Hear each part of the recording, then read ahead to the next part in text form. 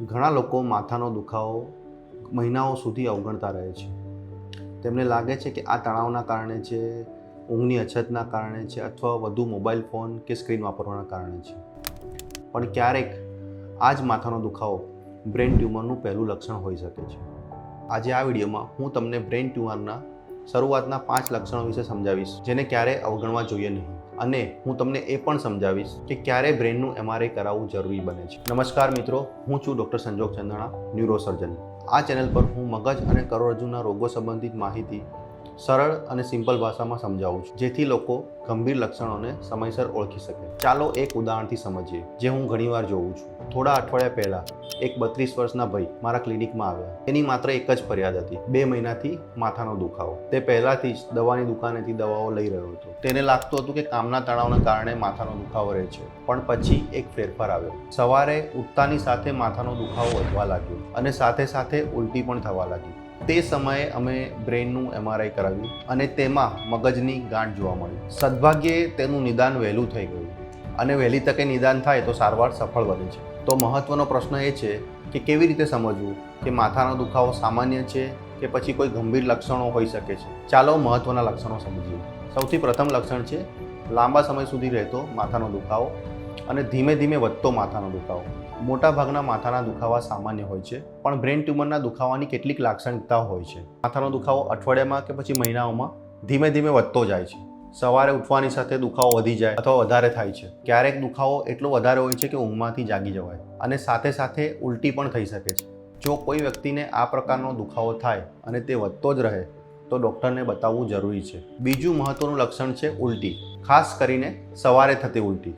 Brain ટ્યુમરમાં મગજની અંદરનું દબાણ વધી જાય છે. આ વધેલા દબાણને કારણે ઉલટી થઈ શકે છે. ઘણા દર્દીઓ કહે છે કે ડૉક્ટર, હું સવારે ઉઠું છું અને ઉલટી થઈ જાય છે.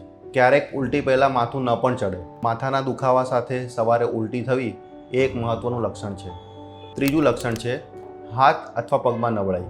મગજ આપણા શરીરના હલનચલનને નિયંત્રિત કરે છે. જો ટ્યુમર મગજના આ ભાગ પર દબાણ કરે તો દર્દીને એક હાથમાં નબળાઈ, એક પગમાં નબળાઈ, ચાલવામાં મુશ્કેલી અથવા હાથમાંથી વસ્તુઓ પડી જવી જેવા લક્ષણો થઈ શકે છે. શરૂઆતમાં નબળાઈ ઓછી પણ હોઈ શકે, પણ ધીમે ધીમે તે વધતી જાય છે. શરીરમાં નવી નબળાઈને ક્યારેય અવગણશો નહીં. ચોથું મહત્વનું લક્ષણ છે ખેંચ આવી, ફિટ્સ કે ઝટકા આવવા. ઘણા લોકોમાં બ્રેન ટ્યુમરનું પહેલું લક્ષણ ખેંચ હોઈ શકે છે. જો કોઈ વ્યક્તિને પહેલાં ક્યારેય ફિટ્સ ન આવ્યા હોય અને અચાનક ફિટ્સ આવે તો ડૉક્ટર મગજનો સ્કેન કરવાની સલાહ આપે છે. હા, દરેક ફિટ્સનો અર્થ બ્રેન ટ્યુમર નથી હોતો, પણ તેની યોગ્ય તપાસ કરાવવી જરૂરી છે. પાંચમું લક્ષણ છે દ્રષ્ટિમાં ફેરફાર અથવા તો વર્તનમાં ફેરફાર. બ્રેન ટ્યુમર મગજના અલગ અલગ ભાગોને અસર કરી શકે છે અને તેના લીધે અલગ અલગ લક્ષણો પણ આવી શકે છે, જેમ કે ધૂંધળી દ્રષ્ટિ થવી, બ્લરિંગ ઓફ વિઝન કહેતા હોઈએ, ડબલ દેખાવું, ડિપ્લોપિયા કહેતા હોઈએ, યાદશક્તિમાં ઘટાડો થવો, મૂંઝવણ થવી અથવા સ્વભાવમાં ફેરફાર થવો.